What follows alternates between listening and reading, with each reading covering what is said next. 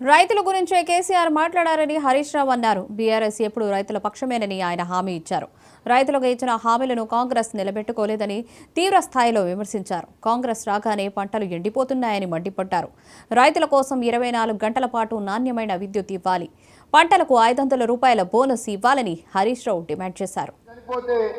ఇద్దరు ఆడపిల్లలు సంగారెడ్డి పోతే ఆ పిల్లల్ని గుండెకు హత్తుకొని చదివించి పెద్ద చేసి ఉద్యోగం ఇప్పించి వాళ్ళ పెళ్లిళ్ళు చేస్తున్నటువంటి ఒక మనసున్న వ్యక్తి మన వెంకటరామరెడ్డి గారు.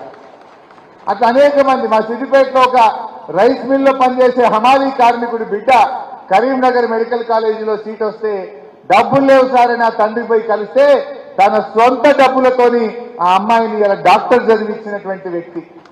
ఆయన ఆ రోజు రాజకీయాలకు వస్తా అనుకోలే, ఈ జిల్లాలో ఎప్పటికీ ఉంటా అనుకోలే. కానీ అయినా ఒక ఆయన ఇప్పుడు అన్నం ఉడికిందా లేదా చూడాలంటే ఒక మెతుకు ముట్టుకుంటే తెలుస్తుంది. ఇలాగా దుబ్బాక చేనేత కార్మికుల పిల్లల్ని చదివించిందంటే, సిద్దిపేట అమాలి కార్మికుడి బిడ్డను డాక్టర్ చదివించిందంటే అది ఆయన మనసును సూచిస్తుంది అని చెప్పి తెలియజేస్తా ఉంది.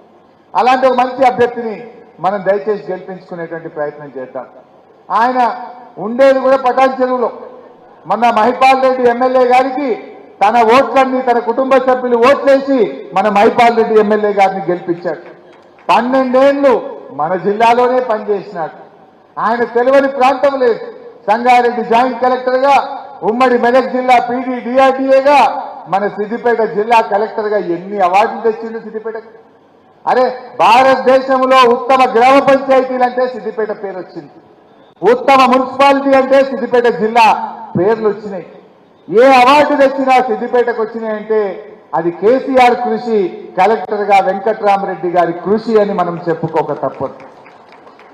అందువల్ల అలాంటి మంచి మనిషిని మనం గెలిపించుకుందాం. ఇది అభ్యర్థుల విషయం. మరి పార్టీలు ఏం మాట్లాడిండే రేవంత్ రెడ్డి?